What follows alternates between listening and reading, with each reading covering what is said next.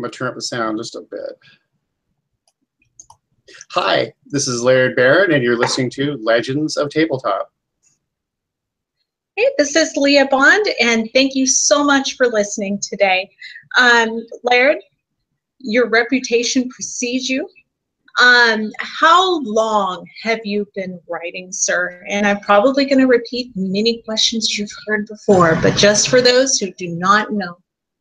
Oh, excellent. Actually, I've been writing since I was about 5 years old. Professionally, though, I've been writing for about 16 years. Mm-hmm. But I got an early start. I actually started writing before I could read, before I had learned much more than a few letters of the alphabet. I just had a drive to do it, and you know, so I would draw pictures and then try to create stories around them. And I learned to read very early, and started actually writing after, you know, intelligibly at this point after that. Excellent. That's awesome. Now, I know that you have many works and quite a large fan base. But today, what brings us together is your newest works with To Chase.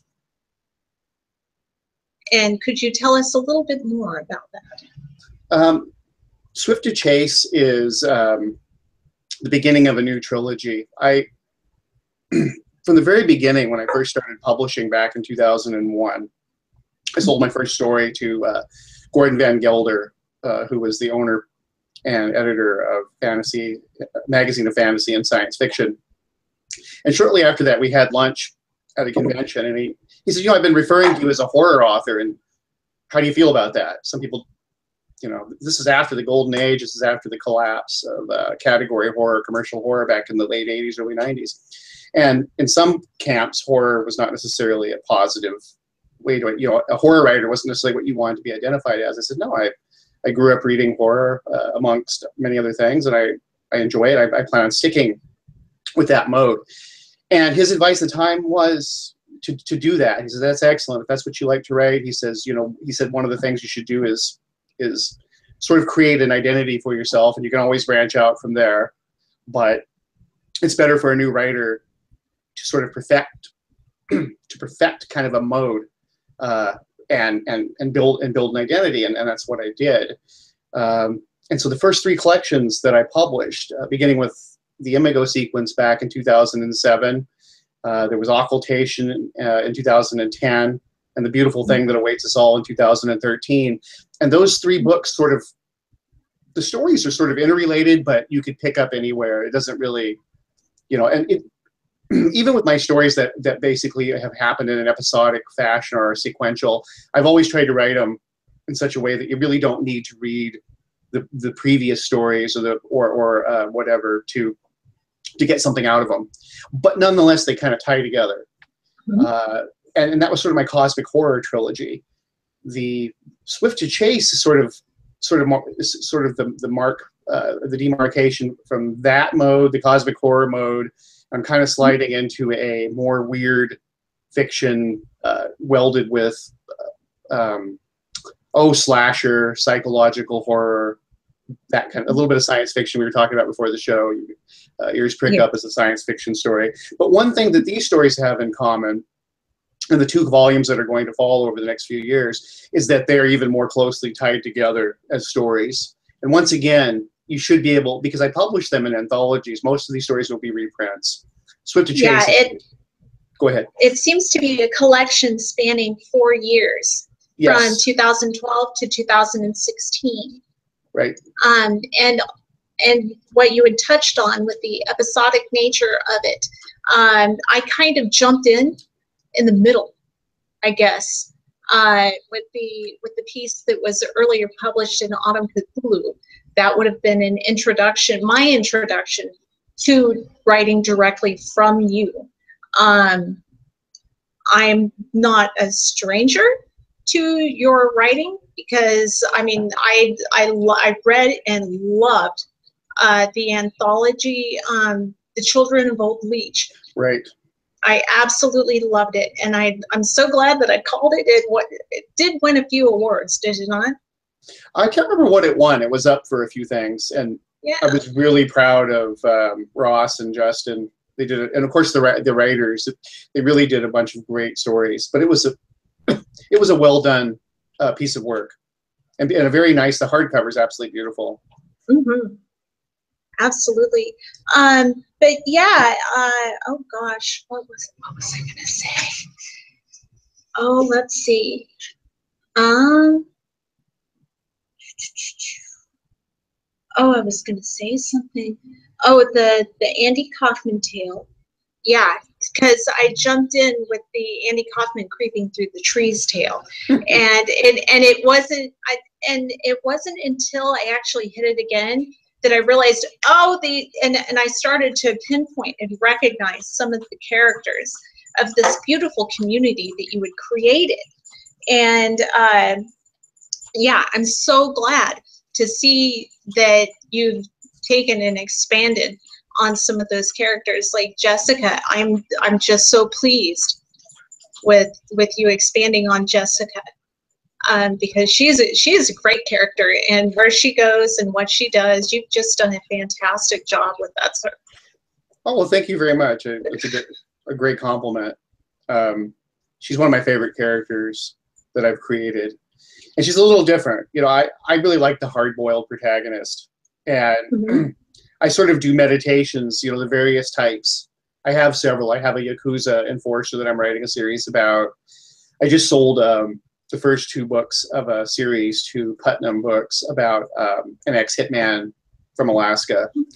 And of course I've written about Pinkertons and arm breakers and all that kind of stuff. And an assortment of other characters that sort of find themselves in hard-boiled or more kind of situations. But Jessica is just a regular person who, you know, she was not necessarily a hard-boiled figure at the start of her character arc, which actually began in a story called Termination Desk that I wrote for Ross Lockhart for his Ripper anthology a few years ago. And that one, it was an ensemble. It's an ensemble cast, and I was never going to write about those characters again necessarily, but I really enjoyed writing about her so much in that. And she was one voice among many, and I enjoyed it so much. I said to myself, what happened to her though? You know, I kind of talk about what happens to her ultimately in that story, but there's years. You know, yes. there's a kind of a flash forward in that story where you go from her being in her 30s and she survived the massacre and put down the killer, you know, the final girl scenario. And then there's a scene where she's in her 70s at the end. And I said to myself, you know, this can't, there's stuff that happens in the middle. And so I'm building on that as we speak. Excellent. One of the things that I did want to ask regarding the massacre, was that in any way inspired by the 1983 incident regarding Lewis Hastings? Is that the McCarthy incident you're talking about? I believe so. Yeah, actually, I can't remember what the guy's name was. Hold on a second. Lewis Hastings, because the yep, that's the one. But I try to change everything to where it's not. It is and it isn't. Yeah. One of the incidents what's kind of interesting is that toward the end of that story, there's an allusion to that incident. One of the characters talks about how he had been shot. He had been shot in the head many years before in a massacre. He had survived a massacre, and that's the part of the story that was based on the McCarthy incident. The massacre in the apartment building isn't based on anything, in and of itself, isn't based on anything at all. But the apartment complex is a real place. Or I should say, yes, it's based on a real place. It's based on an apartment complex in Whittier, Alaska. Matter of fact, Eagle Talon is it's different. It's my take on it, but it's very, very much based on a small port town in the mountains. It's surrounded by mountains. It's at sea level, obviously, but there's giant mountains that just rise up, peaks that rise up all around it and kind of lock it in. And the only way to get there, there's a tunnel through the mountains that the highway goes through and the railroad, or to come in by ship. But they get snowed in, at least back in the day. Matter of fact, I think one of the reality shows dealing with Life Up in Alaska had an episode in Whittier, and it's a very beautiful in the summer and really forbidding in the winter. But what always struck me, even when I was living up in Alaska many years ago, is it's a town of a few hundred people at the time. Almost everybody lives in a, like the 7-story apartment building. It may actually be bigger than that, maybe 14 stories. I have to go back and look at my notes. But the point is that everyone in town lives there, except for just a handful of people. And so I may actually put some more stories in that. Obviously, it burned down and terminated. But I said another story in that apartment building set in the 70s that I sold to Christopher Golden. It was for his vampire anthology, Seize the Night. Different characters, nothing related, but the apartment building is there. I do have an affinity for old, sort of forbidding, crumbling structures, and I really like the idea of the self. I've always been fascinated with the self-contained, the structure where it has its own bar and it has its own ecosystem almost. And people, you may have to go out and get groceries or go see a doctor, but pretty much everything else is there for them. I've always found that to be kind of a fascinating environment. Little microcosm, everything right there. Yeah, a different kind of person lives there. I found that people who live in apartment complexes for ages, they have a different way of looking at life and a different way of interacting with their environment than people who live in the suburbs or people who live in just a regular apartment building, the transient kind of thing. There's a really interesting dynamic with people who live in a boarding house long term, or they live in a one of these hotels that have been converted to rent control apartment housing. It's a different, there's just something slightly different about that environment. And so I may have to explore that some more. So I've written a couple stories set in those, or 3 stories now set in those locations. And actually 4, because I was looking back, Procession of the Black Sloth, one of my early stories is set in a compound in Hong Kong where the expatriates all live. And I don't know, there's just something I keep coming back to that periodically, and I like it. Okay.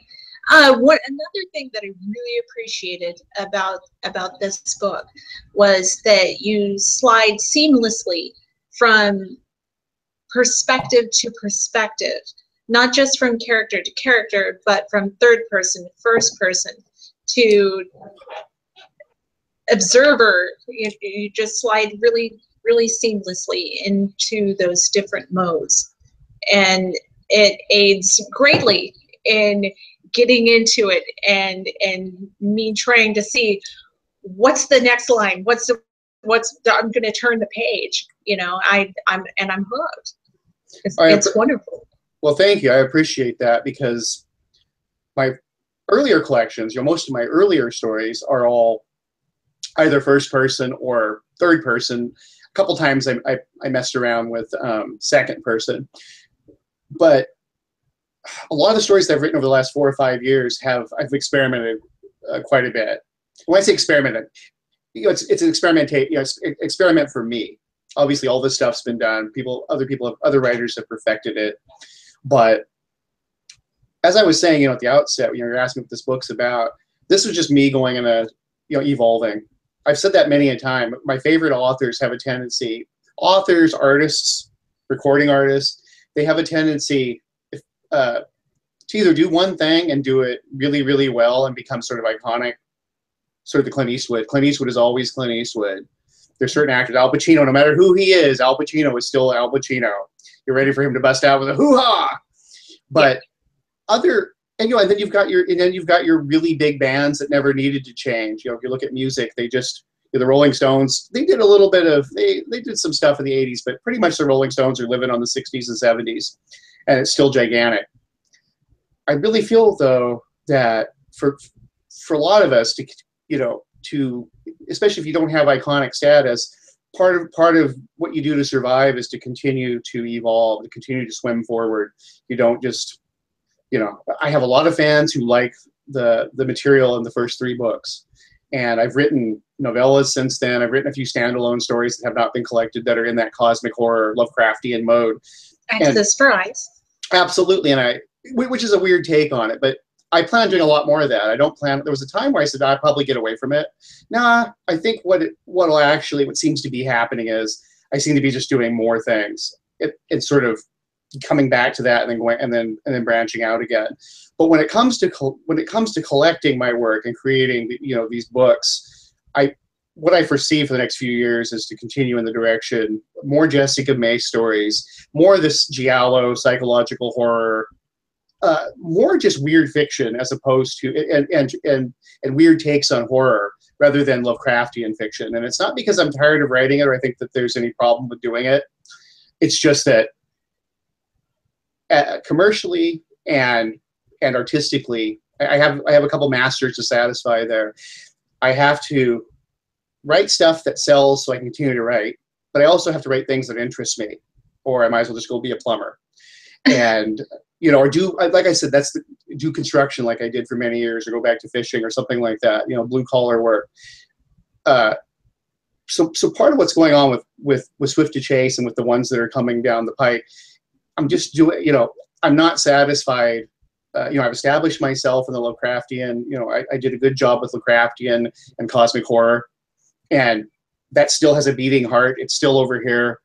I'm going to continue to add to that part of the bibliography as time goes on, because I constantly, I get inundated with offers to do Lovecraftian anthologies and comics and all that stuff. And so the opportunities, and I'm very fortunate that the opportunities are coming in, but I really want to dive deeper into what has actually was a greater love of mine all along, which is crime and noir and just, some science fiction. I'm working on a Baroque fantasy series. So basically just, expanding what I've been doing into new areas for me. That's great. And I'm just going to do this right now. And now a break for our sponsors. And I'm sure that there will be a line dropped for our podcast listeners. And that's all for now. But yes, learning and expanding and growing as an author. If I might ask you about some parts of your creative process, would that be okay? Sure. Okay, great. Time management and goal setting. How would you approach these two things in writing full time? How do you keep from getting off track? Money, having money to cover the light bill and food is a really great motivator. Knowing that if I don't bring in money, because writing is my sole income at this point, and it has been for a few years now.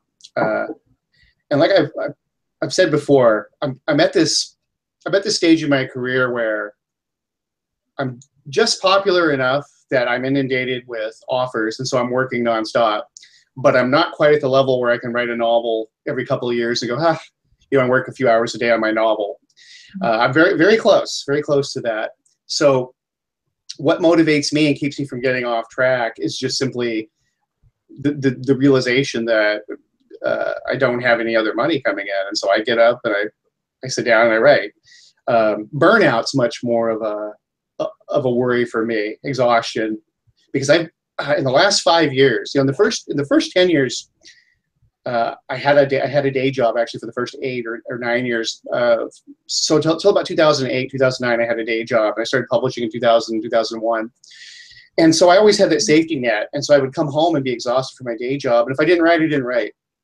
I always wrote something. But back in those days, I would work on a story for 8 months to a year. These days, I don't have that luxury. And I was very worried when I made the switch to writing full time. Oh gosh, I can't do this 1 year. I can't just belabor a story for 6 months. I have to do it and move on to the next thing. And like I said, living really close to the edge has financially is proven to be all the motivator I need.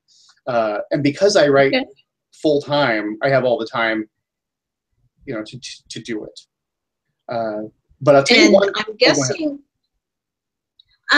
guessing from the timing that you had said that you started working full time, it seems that had coincided with the point in time that the economy absolutely had tanked. Yes, that was a terrifying moment.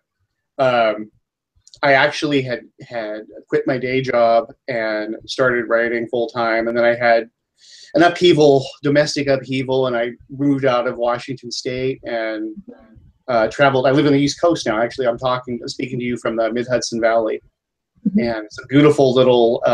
It's not isolated, but it's rural. It's outside of a small village between Kingston and New Paltz, and it's dairy country, and I can see the Catskills not too far out the window. Yeah. And but what happened is it was a terrifying couple of years. I rented a room from a family that I'm very good friends with, the Langan family. I don't know if you've read John Langan, but he wrote The Fisherman last year. Everybody's talking about it. Really great writer. So I rented a room from them, and I just locked myself in there. And as I was alluding to just a minute ago, I went from having written 10 or 12 stories over an 8-9 year period. Over the last 5 years, I've written 3 novels, 4 novels, and 4 collections. So I've written, I've written and sold about 750,000 words in the last 6 years. So to put it in that perspective, going from, in my first 8-9 years, 80 to 100,000 words.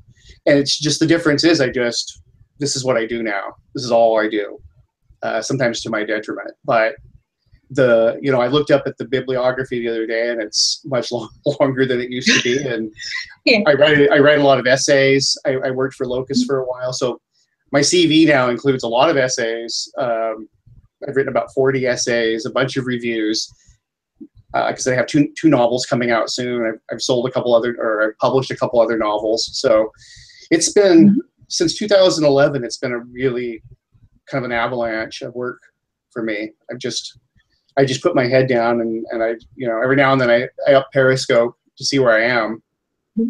So you said you have 2 novels upcoming. Can you tell us anything about this? I can tell you about the first one, and briefly. The working title is Blood Standard, and it was purchased by Sarah Minnick, who's a senior editor over at G.P. Putnam Sons. And it is a story about a man named Isaiah Coleridge, who has been a enforcer for the Alaska outpost of the mafia, and he basically commits a faux pas. I won't get into what happens, but he commits a faux pas and is exiled from Alaska. And instead of being killed, some strings are pulled, and he's allowed to. He's not a made man. He's just sort of a very close associate of the organization. So they let him slide, basically with the word "don't come back." Oh. And so he's here in the Hudson Valley, and he's trying to go straight, and he becomes involved in the mystery of a missing girl. Basically, it's a race against time, trying to find this young woman who has gone missing. And instead of he's not a PI, so he uses his underworld connections to try to unravel this mystery. And it's the first in, like I said, it's a 2-book deal, so there's at least 2. We'll see what happens. I wish you all of the success. And I have a feeling if it's anything like Swift to Chase, no wishing is involved. It's all skill at this point. Well, the one thing I would say about it to my fans who are watching this, obviously it's going to reach a different audience because of Putnam and because of how they're going to market it. I'm sure they're going to market it as a noir crime novel. But for my horror fans, it's definitely not a horror novel, but it is exceedingly. You won't be disappointed if you like horror fiction, though, because it's very dark, and it contains some of the signature sort of beats that I've always placed in my stories. The one thing is that most of my stories are as much crime or noir as they are horror stories. There's always been a very strong undercurrent of other genres, Western, men's adventure, whatever, pulp adventure, kind of permeating these stories. This one, it's just, there's no supernatural element, but it's a very dark story. And I remember they were asking me, they said, well, how'd you come up with the idea for this story? And I said, it's nothing to do with Pulp Fiction, but there's a scene in Pulp Fiction where Jules, one of the hitmen, says, I'm going straight. I'm giving this up. He gives all the money in his wallet to Ringo, and he says, I'm going to walk the earth. And I remember I said to one of my friends here a few years ago, I said, whatever happened to him? Why didn't Quentin Tarantino do a novel about him or a movie about him or whatever? And so my thesis for this novel was, well, what would Jules have, you know, obviously this guy in the story has nothing to do with that, but it got me thinking, whatever happened to him? What happens to a guy like that after the cameras, you know, after that story ends? What happens to him next? And I sort of try to answer that question. What happens to a guy after he leaves the organization and is sort of adrift, trying to reconcile sort of the bestial nature with, okay, I'm going to be the shepherd and not the wolf. Which is going to be trying at times. I'm guessing. I tried to write something that isn't, you know, there's already a lot of fiction out there where the hero, the protagonist, you know, because there's plenty of stories about reformed hitman or hard-boiled, you know, ex-military, but usually it's pretty cut and dried, and they're fairly, I don't want to say they're all Marty Stews, but they're pretty good at everything, and they've got hearts of gold and all this. Or they go the other way, and the guy's a bad guy, or just an unrepentant bad guy, and you're sort of following his adventures. This really is a struggle. This guy really is, I don't want to say he has a heart of gold, because I think that might be wrong, but he's not your typical protagonist that is walking this path. I tried to humanize him and naturalize him in a way that satisfies the expectations of this kind of a narrative, but also takes it into deeper, darker territory. And as the series goes on, I think I'm going to have a lot of fun sort of inverting and subverting people's expectations for how this kind of a narrative is supposed to proceed. So we'll see. Like, and I have a feeling that it's going to be successful. So anyway, let's see. Oh, before I forget, Mike Davis asks, smooth or crunchy? I'm sorry, what was that? Mike Davis of the Lovecraft Easing asks, smooth or crunchy? I'm supposed to ask you that question. I have no idea what that means, but crunchy. Okay. Crunchy. Okay. Excellent. So that's the only message I think that I've gotten to relay to you today. Oh gosh, what was I going to say? Have you, video games as a creative genre, have you been asked to create any type of storylines or content for those? Yes, a few years ago I was approached. And every now and then I am approached, but I haven't jumped into it or done it. I think I'm going to be involved. I would like to be involved in creating for graphic novels for sure. But on the subject of video games, I love them. I have dozens and dozens of video games. I've collected video games for 20 years now. And it's it's my vice. You know, I do drink a little bit, but pretty much socially. So I don't smoke. So I don't have a Jag. I don't have the midlife crisis where I spend a lot of money on toys, but I love video games. And one of the ways that I do unwind and reward myself is by playing various types of video games. And I don't know when the time will come, but I would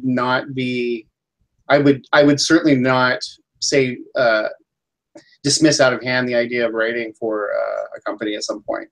It's just that I realize how that's a giant commitment. One of my dear friends and one of my oldest writing colleagues, Mark Laidlaw, he wrote he was a major writer, one of the lead writers on Half-Life, and he worked for Valve for a long time. And I realized, you know, he had to basically set aside his, you know, because he'd been writing novels prior to that and whatnot. He set that aside to devote himself to writing for Valve. And I suppose there's probably a middle ground, but I've already been working with screenplays, and I think that for me, I can shift between writing a science fiction story and a Western or a horror story and something like an essay. I can shift between poetry and novels, but I found out that I cannot shift successfully between the brain space of writing a script, for example, and shifting back to writing regular prose. I have to have a few days, and so I cannot work. Like right now, I'm working on 6 things. I'm working on essays. I'm working on various linked stories. I'm working on the next novel, and I'm not having a problem jumping around doing that. My agent, periodically says, "Hey, man, send me a screenplay. We have people that are interested in looking at screenplays from you," type of thing. And I can never get around to doing it because that means I would have to stop writing all this other stuff to focus on that. I've tried to juggle and I can't do it. And I suspect that depending on what level I was writing at, that would be very similar for me working with video games. So if I do it, it'll have to be a situation where if this Coleridge series takes off and I have much more time. Right now, I just have absolutely no time. I'm working 12, 14 hours a day trying to get all these different projects done. If I were to start selling novels, though, for good money, then what would happen is I would go back down to a 6 to 8 hour day. And then maybe I would have time to do, to explore and take a chance and try something different. Wow. Now, you said you had 6 different things going on at a time. Now, when you arrange your day, do you do like a 4-hour block for this, 4-hour block for that, break for lunch, and on to the next thing? Or do you just do it one day at a time to each project? Generally, I have a couple projects that I'm working on, and that's what I'm supposed to be working on. But then I'll start getting behind on other things. That's part of the problem is it's been terrible this last 8 months or so as I keep sliding further behind on things. And I haven't been taking new stuff on, but I didn't draw the line. This is my fault. I didn't draw the line in the sand soon enough. And stuff that, I promised stuff 2 years ago that is, and then all of a sudden now it's due. And so what my schedule tends to be is who's yelling at me the loudest. I'm like, oh crap, I better finish this. But no, I usually have I have an idea for a story and I have and who it's going to be for, and that's what I'm working on. And then what'll happen is I'll keep a couple of those going, and then I'll keep a couple nonfiction projects going, and then some emergency. Like right now, there's emergencies sprouting, that are developing, and I'm working on those too. But generally speaking, I simply write on 1 or 2 things during the day. I'll focus on something and try to get it done, but the advantage to having other things going is if I come to a rough spot, like say in the novel, and I'm just treading water, I could just set it aside and work on okay, here's one of the other things that I have to do. And if I'm blocked on this or can't, my mind needs time, my brain, my subconscious needs time to work it out. The quickest way to solve something is to not think about it or to look at it anymore. For me, it's to move on to something else. And much of the time, it'll click. When I should be doing this thing, I'll do my best work writing something else. And so that's one way to make lemonade out of lemons of having too much stuff. No, I asked that because I myself am kind of stuck on an item that I need to do, and that due date is looming ever closer, and it's like I know I need to write on this and I haven't yet. So there's a graph. It's like it's like the deadline's over here, and you start, and there's the green bar. It goes, all the work is done. It's like about a quarter of an inch from the end. That's when all the work done while crying. It's all done right here. I'm not that bad. It feels like that. See, that's the reason I mentioned up Periscope occasionally, is because I never feel like I get anything done. I'm at this point where it used to be I would send out, this is where I think most of us begin. You send stuff out and pray that somebody answers. Then after a while, if you're lucky, you get a rapport with an editor or a publisher, and you start sending them stuff. And it may not be 100%, but if you send them stuff, you usually get published. And then if you're really lucky, you've got 3 or 4. Then if your career continues, you get to the point where it's, oh no, I have a few editors and publishers, and and then they start contacting you going, hey, we're going to do an anthology. We're not promising you, but we'd love to look at something. And then if you're really, really lucky, you get to the point where some publishers like, no, just please send me something. I need to buy something from you. I would love to see. We haven't published anything by you in a few years. Please send us. And, so it's basically commission work.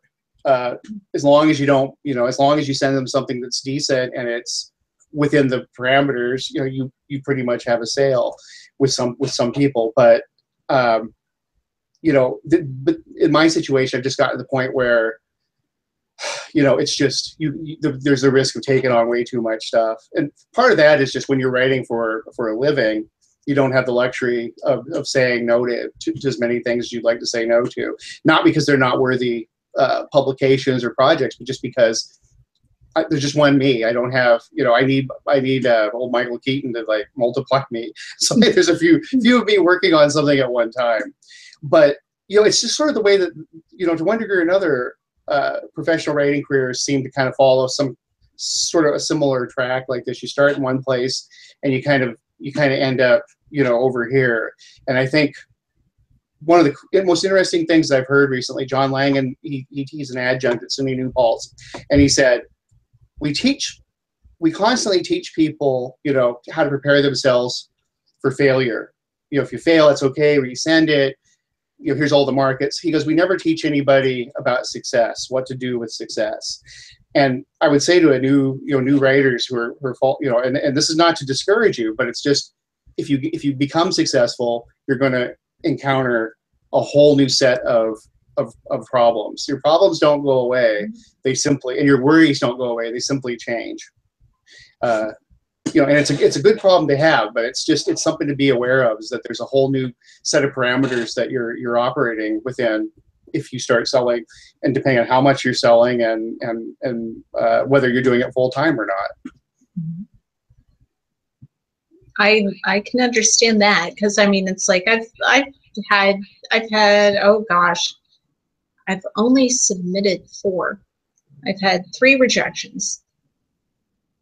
And the last rejection was kind of weird because I got good feedback with it, and it was great. So anyway, not all rejections are bad things. Let's see. What else was I going to say? Was there anything else that you would like to add, Laird?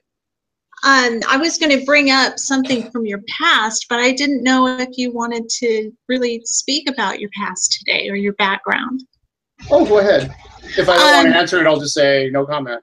Oh, okay. Well, I've seen this in interviews in the past. It's been brought up that you have participated in the Iditarod, but it was not mentioned that you came in 3rd. Oh, I never came in 3rd in the Iditarod. What? No. No. Oh my gosh! In the youth division? Oh, I raced a race called the Junior Iditarod. Yeah. And I got 3rd. Yes. I'm sorry. Yeah. But also, was that your brother James? Jason, yes. Or Jason. Oh, okay, great. Jason, he holds the record in our family for the highest finish. He made, I believe he got 7th or 8th place a few years ago. It was top 10. Top 10 is very, that's an elite. I did fine. I was, I finished 21st or 22nd one year. But my brother really deserves the distinction. He finished 7th. He was in the top 10 once or twice, in the top 20 several times. He was very, I raced it 3 times back in the 90s and then got away from it. My brother, trying to think, he's raced it. He's out of it now. He's retired, but raising kids and all that kind of stuff. But I believe he's raced the race 9 or 10 times, something like that. Quite a few. Oh wow! So now in the junior division, what did you have to feed your dogs? Oh, were there any specific rules about that? There's a lot. Yeah, the races. Like with the salmon and did you have to? They don't tell you what to feed them. I mean, there's rules about carrying X amount of. You have to carry a certain amount of dog food and always have it with you, and say a lot of safety stuff. No, I fed the dogs salmon, and there's also we used to feed them some kibble, but it was a high performance, like really, really expensive and really elite kind of dog food that you wouldn't feed a pet. But you only feed working animals, endurance animals. But yeah, we feed them a mixture of that, fish oil, fish, lamb, just all kinds of stuff like that. And that race is much shorter. That race is an overnight race. It's about 75, 80 miles each way. That's still a really long distance. It's a ways. It's a ways. Yeah. Yeah, and especially when you're a kid, you know, I started racing that when I was 14. So in my last year, I was turning 18 after the race, and I got third, and then I raced the Iditarod 3 times. And you know, the funny thing is, though, outside of the one I talked about before, you know, I almost died in a blizzard one year on the Iditarod. But generally speaking, most of my adventures and the adventures of my family never happened during the big race. It was always many, many tens of thousands of miles I spent training for those races over the years. In a lot of ways, running sled dogs and not racing, but just traveling with the team and training them, because you get up every day and you train. I split my team into kennel into 2 teams, and I would get up in the morning and take one team out for 6 hours, and then have a break and take the other team out for 5 or 6 hours, and then sometimes go on overnight or even like 2-night camping trips with them. I started doing that when I was, 14, 15 years old. But I felt like it prepared me to be pretty tough-headed as a writer, because writing is all about being alone with your thoughts and sort of processing.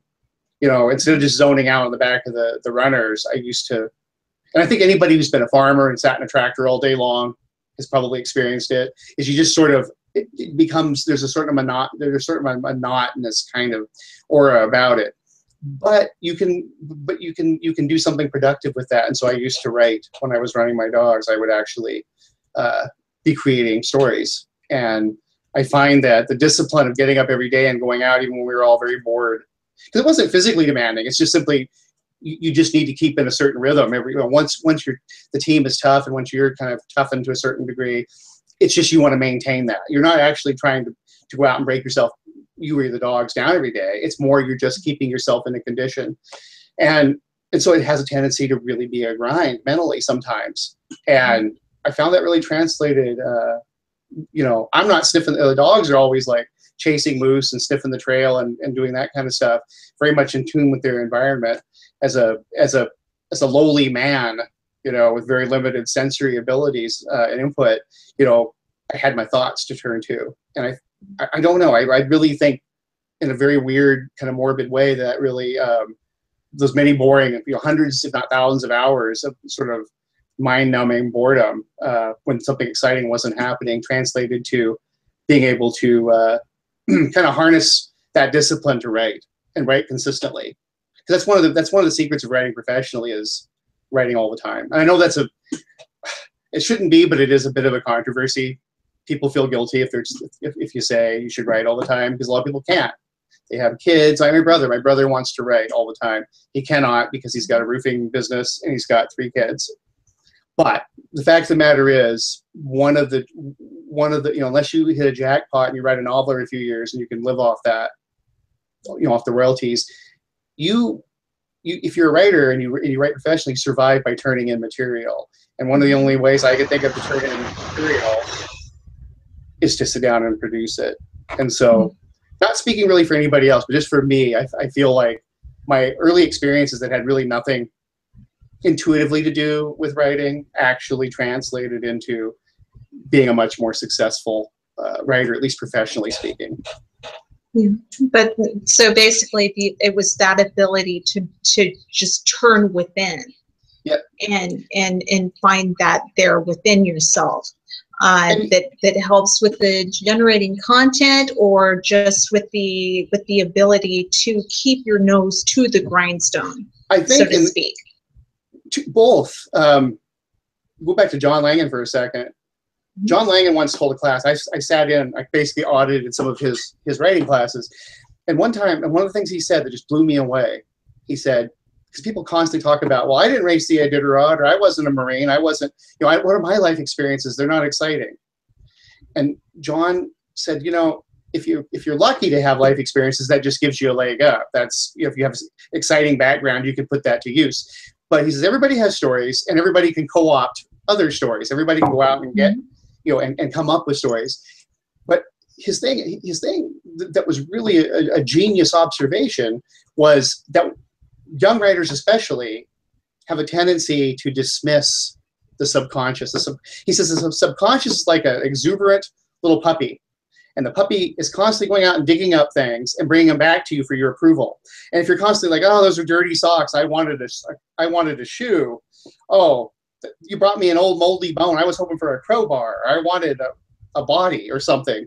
You know, if you constantly dismiss your subconscious, it'll stop bringing you things. He says what you have to do is you have to reward it constantly to say, well, I'm not really in the market for this moldering shoe.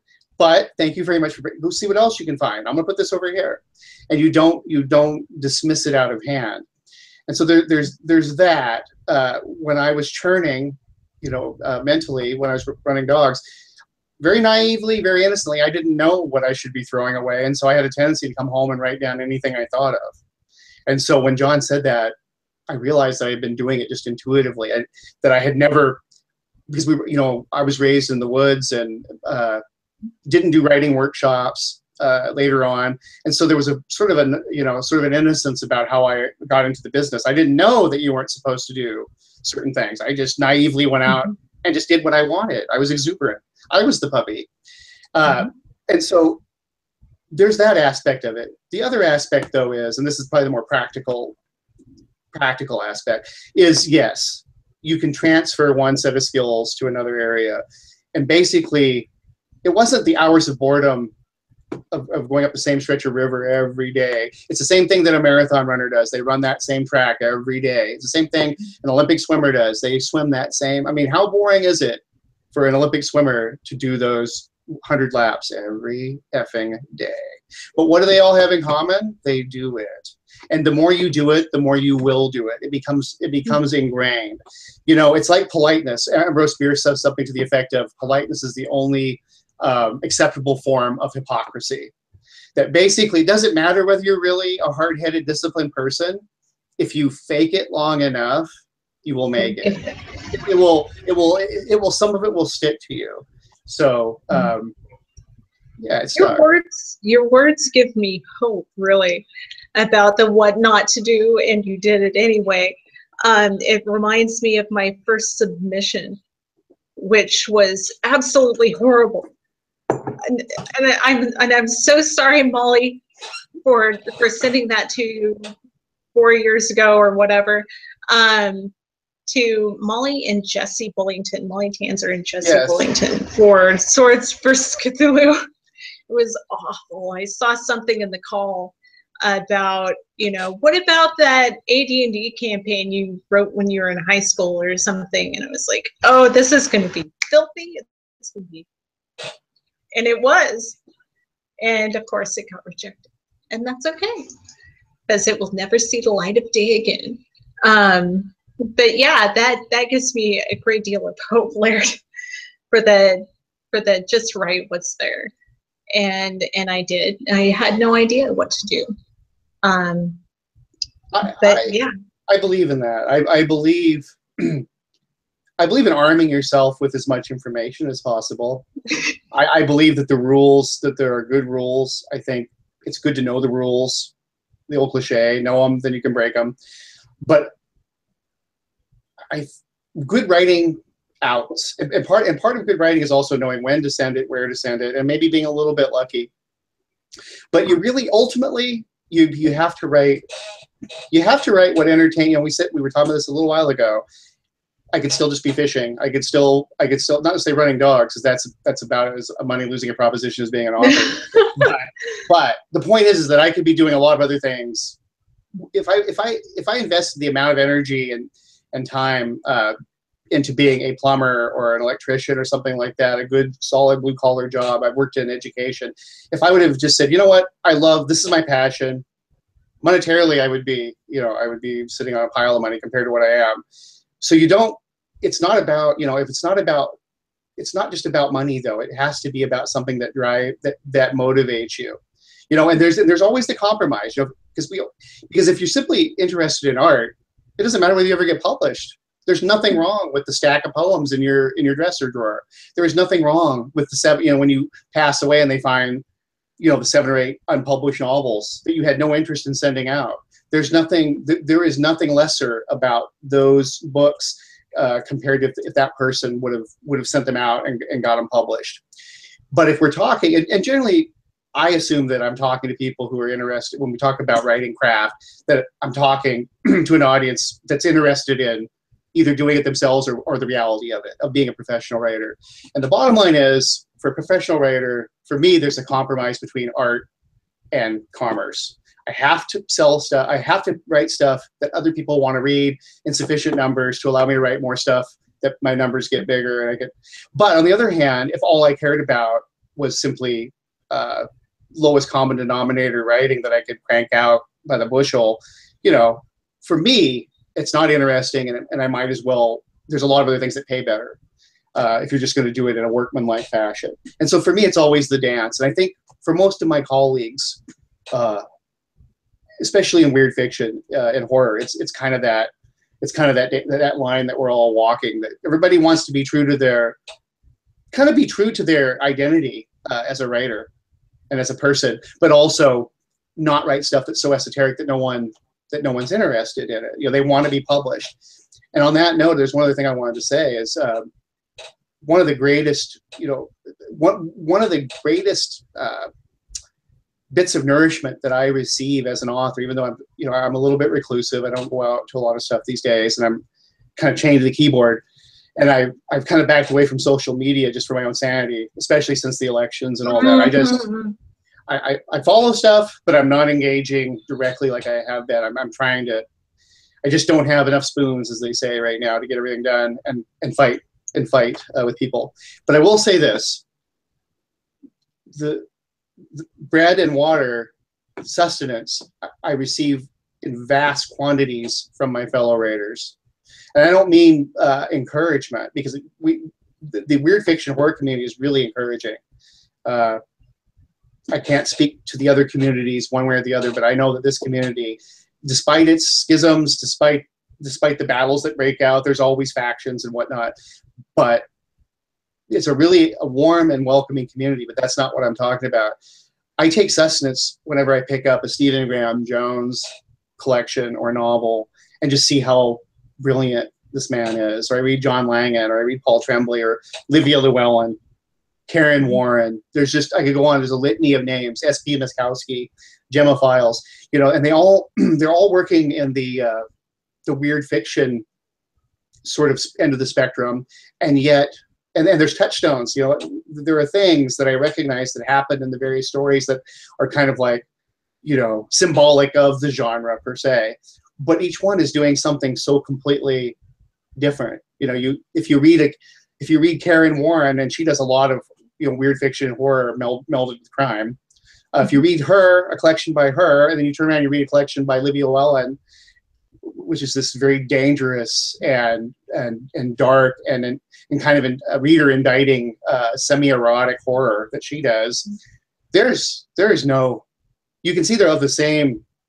They both belong under the horror or in the horror or weird fiction spectrum, but they're absolutely the antipodes of each other. And then you've got Paul Tremblay and John Langan. John Langan's a major traditionalist, and Paul Tremblay is a postmodernist. And then you've got Nick Momatos, who is very much he wears the beat influence, on his sleeve. Bukowski is all over his sleeve. So I gain a lot of strength from reading these writers, and at turns being entertained by them, and other times being really challenged by them. I read something, for example, by Stephen Graham Jones, and I say, I've got to do better. I've been doing great, but I've got to, I wrote something I'm so proud of, and I'll read something by him, and I'll say, yeah, it's time to up my game. And not like I'm going to beat him. No. It's more like it was a challenge to myself. Like, you look what he's doing. You can do better. And I think that is something that, I think that's something that we could all, in our various communities, I think that is something that's open to all of us, whether you're a graphic novelist or whether you're a singer or whether you write crime fiction.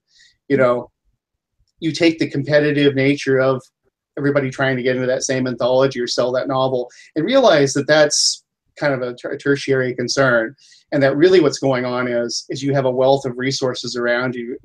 You basically have graduate school going on all the time if you know where to look. Yes, and thank you so much for, I've followed you on Facebook for some time, and I believe we did have a discussion about this. Thank you so much for recommending Blood Meridian. Oh, and yes. Cormac McCarthy. That just immediately shot up to the top of my list of, yes, this is the definition for me. I mean, there were just some moments in that prose where it was just so earth-shattering and just so intimate. I mean, not just necessarily in Blood Meridian, but there were pieces of, oh gosh, what was it? It was a snapshot in Child of God, I think it was. Yes, yes. Oh my gosh, it was just so intimate. It's where you would just stop and have to reread, have to reread again, and just the mental pictures, the power of it just really is a testament to the power of words. But anyway, before I go on too much, I was going to break into something. Let's see. So you pretty much answered this question of video game versus tabletop, and with the video games. So what would be on your list for video games? What do you currently play when you have the chance to do so? Before I say, I want to get in there that I do love tabletop. I haven't played in years and years, but I played D&D many a time, and so I love that stuff. Matter of fact, if I do any gaming kind of material, I have been thinking about actually creating a setting, a D&D style setting. But once again, it's on that list of things to do after I write my next 5 novels, everything. Games that I like role-playing games. I like the Elder Scrolls series, like Skyrim, Morrowind, Oblivion. I love those. I'm a big fan of Larian Studios. They do the Divinity series. Divine Divinity is one of my favorite games. And they have basically a new trilogy. It looks like a trilogy of games coming out. It's the Divinity Original Sin series, which is an RPG. Yes. Brilliant stuff. I love it. That. When I'm a big actually, one thing I've been playing to reward myself is I've gone back and I've modded the living hell out of Diablo 2. And listen. Yeah. I have Median XL Ultimative on there, which completely redoes the game. And so it's kind of funny. I don't have time to play RPGs right now because it requires following a plot and sort of immersing yourself in it. You know, when I play an Elder Scrolls game, I am that Redguard that's exploring the cave, and I want to get to the bottom of this mystery of this town. And so right now I don't have the mental energy to basically invest myself in that. So, but when I have that, because I take at least an hour a day to go, I'm not doing anything else. I'm gonna sit down and play. And right now I'm playing things that I can drop instantly that don't require any kind of. I can actually be writing while I'm doing it because the thinking that's involved is more. Well, if I craft this and that, then I can have +10 on my sword. That's what I'm going to go for. And so the other type of game that I play, I love historical strategy. I'm a huge fan of like the Total War series and the various games like Crusader Kings by, I'm spacing the name of the company. I'll come back to them in a second. But the point is those are the kind of games that I like. And I can actually play those sort of in the same way. You don't have to. I can invade the Crimea without, I can bring my Roman centurions into Egypt without actually thinking about, too much heavy thinking going on. It's all very surface level. Okay. Star Wars or Star Trek? Does it have to be one or the other? Oh, I can make it more complicated. I like them both, and I'm not saying that's it. Dune. Which one? So you're gonna pin me down which one I like better? Star Wars. Star Wars. Okay. But they scratch different itches for me. Star Wars is fantasy space opera. I will say this. The one that I probably get you here is probably Star Wars. But I think that Star Trek has probably had a more positive effect in our lives. And so it's really, that's why it's hard for me to make that decision. Because as corny as it is, Captain Kirk had some damn good speeches that really are, if you live by some of the golden rules of Kirk, and especially Picard, a little less womanizing going on with Picard, you wouldn't go too far astray. You know, and I realized that some of his preachy moments, you know, at the end of these shows, the monologues were cheesy, but nonetheless, pretty good moral compass in that series, and a very positive one. And so, you know, that's why I have a difficulty. One really gets me in the swashbuckling, just sort of the romantic. I mean, Star Wars is very romantic. Star Trek is less romantic, and it's more philosophical. It's more introspective, and so I feel like they both are sort of a yin yang kind of a thing. I'm not really sure if we'd be better off with one or the other. I think we're way better off with both of them, because I really think that there's a balance between the two. Don't ask me about Marvel or DC, because I like both of them. Oh, okay. My girlfriend's DC. Can't stand Marvel, and she likes me despite the fact that I'll wear a shirt that has both. You know, I have a shirt that has all the characters on it or a bunch of characters from both companies. And she says, "You can't do that." And I said, "I know, but I did it." Okay. Well, going into that arena, I won't ask you that question specifically. If you could have one superpower, what would it be, and why? You know, usually the question is posed, you know, you're given like 3 or 4 powers, and then you pick from them. When I was a kid, it was to fly. But now that I'm older and more boring, I think I would have to go with the power of healing.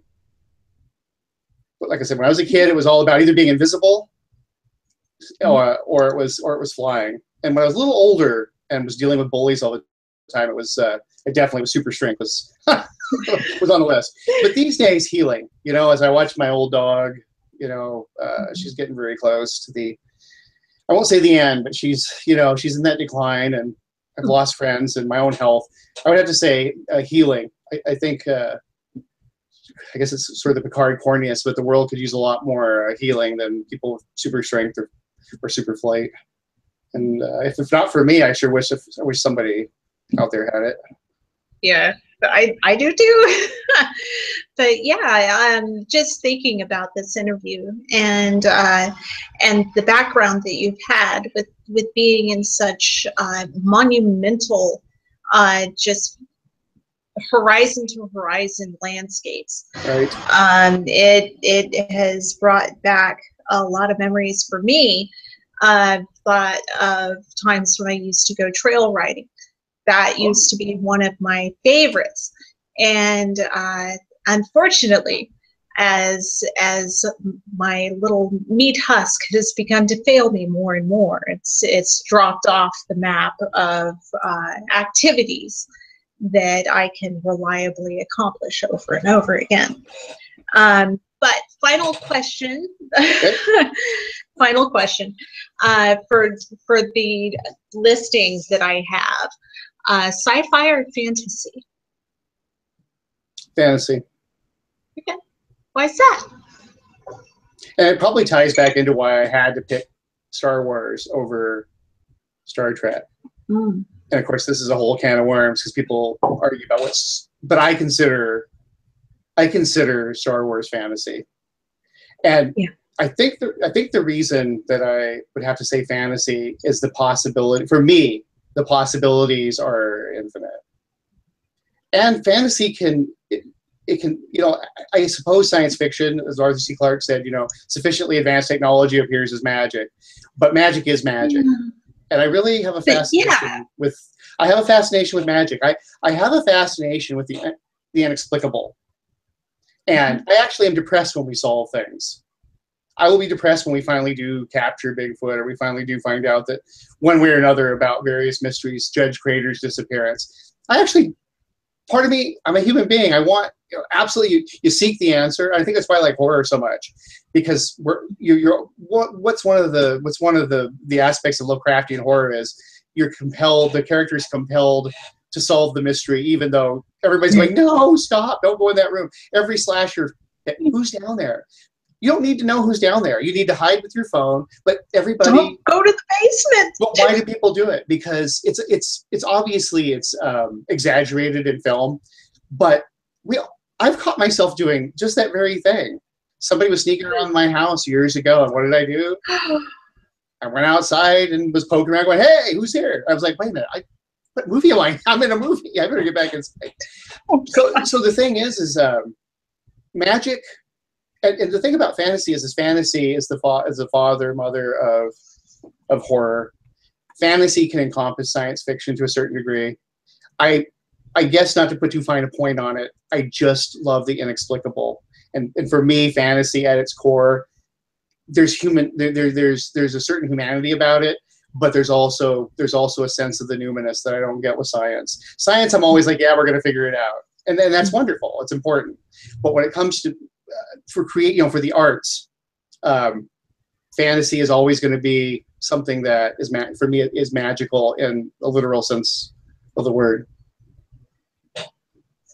And that's so true with Star Wars. Yeah, that's one thing that was brought up for me, was that I see your point. It's definitely fantasy, because there is magic.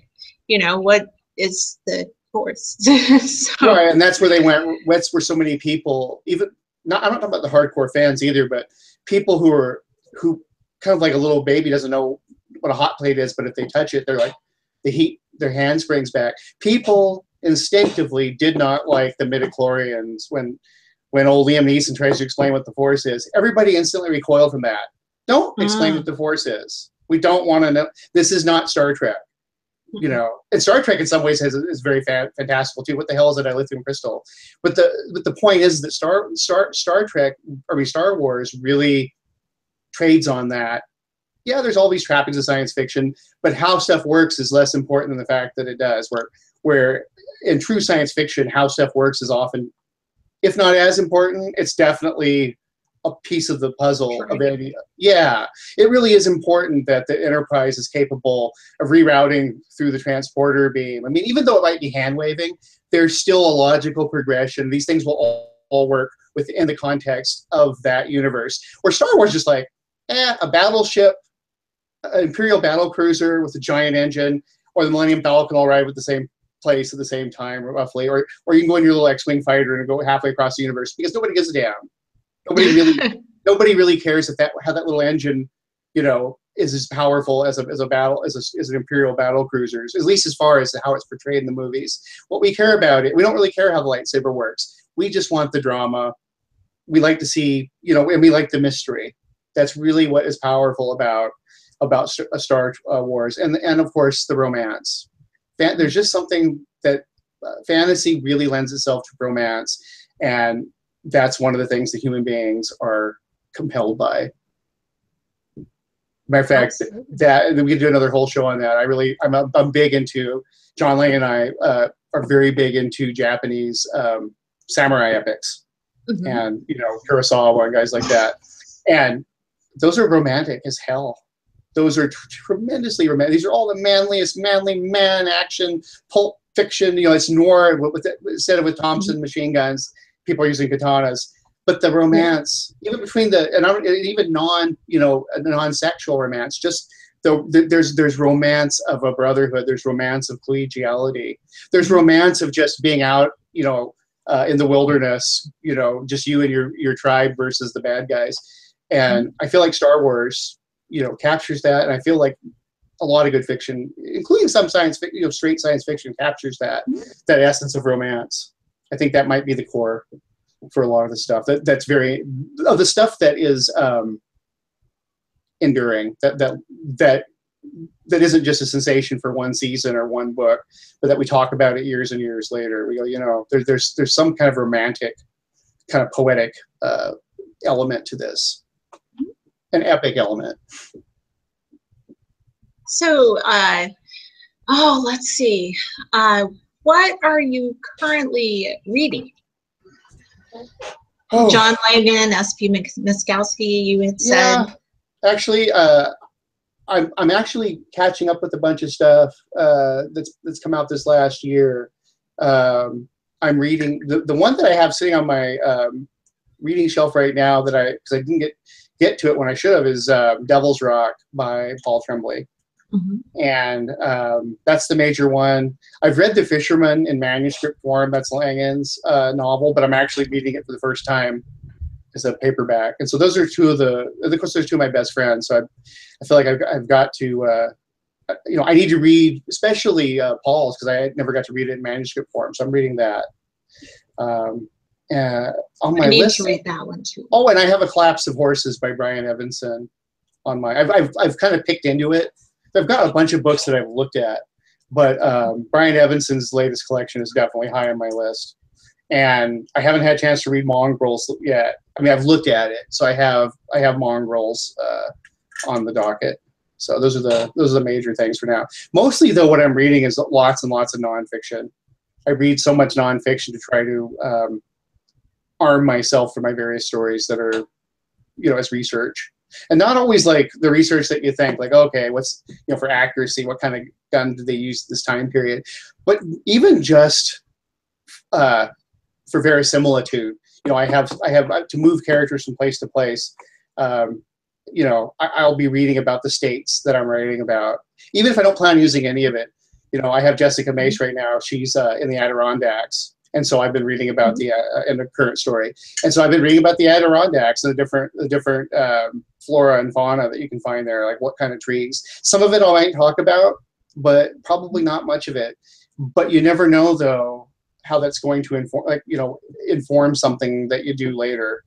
So I'm constantly researching and I'm constantly making notes about that stuff. And it takes up a significant amount of my reading time, I must say. See, I've gotten into the habit of listening to audiobooks while I do just chores around the house, while I mop the floor, while I do the laundry, while I fold the laundry, I'll put it away. One that I had done something like that with, Dead Run, I think it's called. It's a true crime story, but the setting for it, just absolutely gorgeous. It's right around the Four Corners area. Who wrote this, or who's writing? Oh gosh, I'm gonna have to look that up.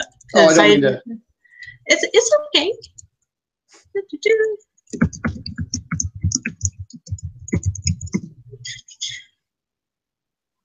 Dead Run: The Murder of a Lawman and the Greatest Manhunt of the Modern American West. Let's see, who did that?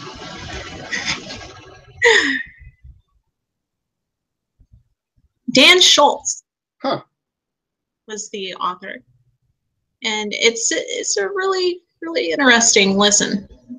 All right. I mean, I'm sure it would be a great read, but that's just I found that listening is the easiest way to get things done while I do other things.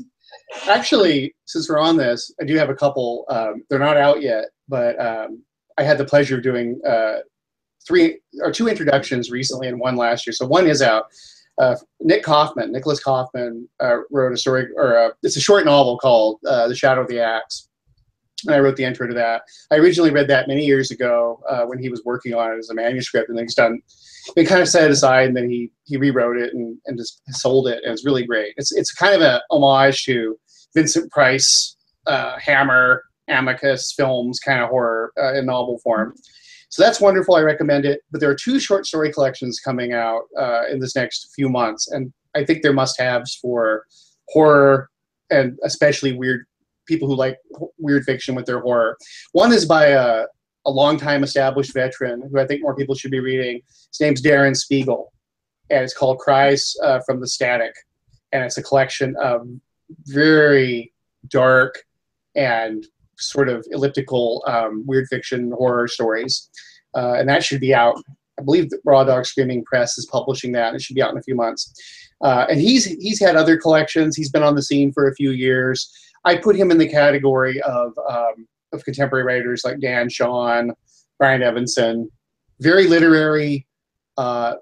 He's traveled a lot, so a lot of the stories are set in, or reference Afghanistan, Iraq, Germany. He's lived in Germany. And so you get this real sort of cosmopolitan feeling.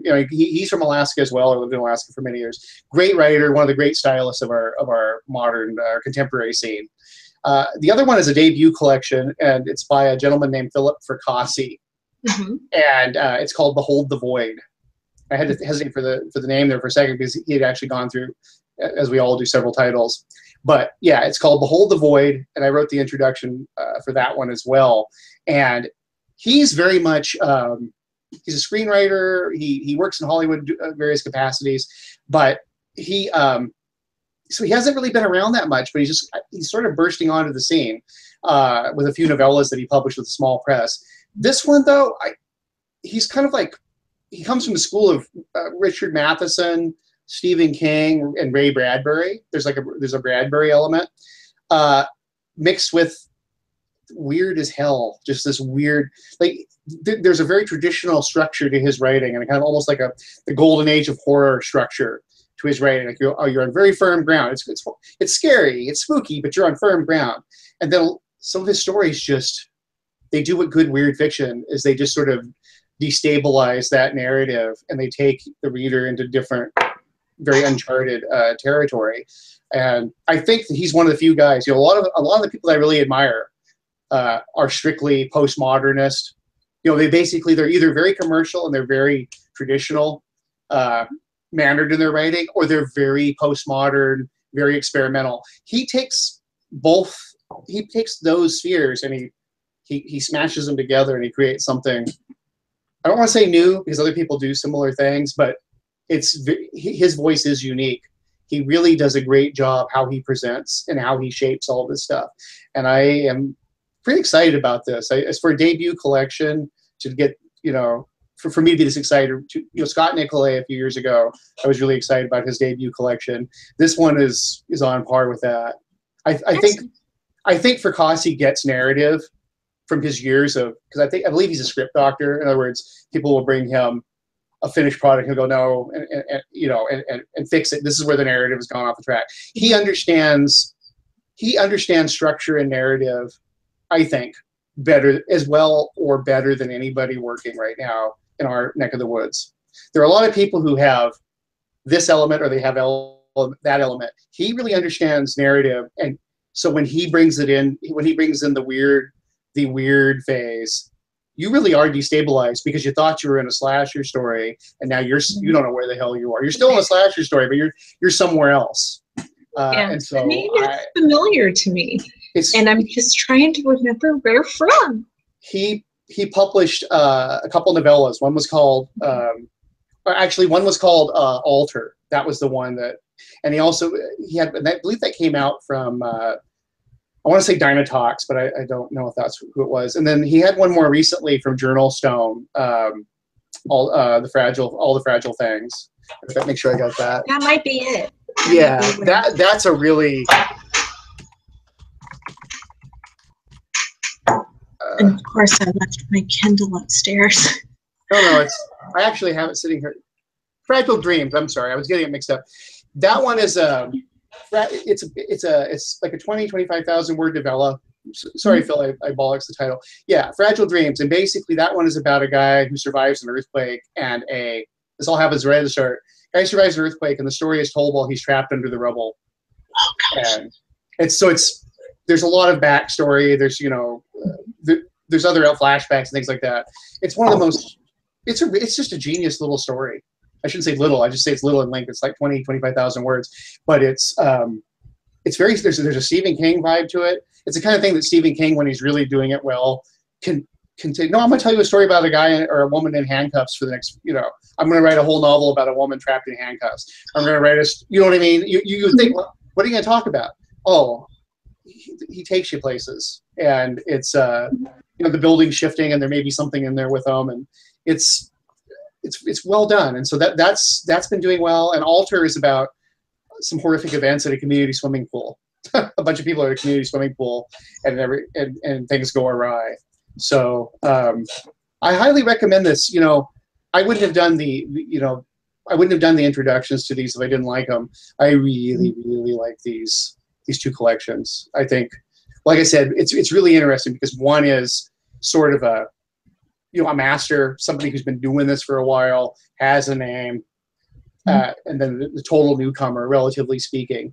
and it's very exciting. You know, it's exciting to see this going on and to be part of it. Absolutely. Well, I want to thank you so very much for taking the time out of your evening to speak with me and to all the listeners for Legends of Tabletop. I really appreciate it. I enjoyed my time. Thanks for having me on. Well, thank you, sir. And have a wonderful evening.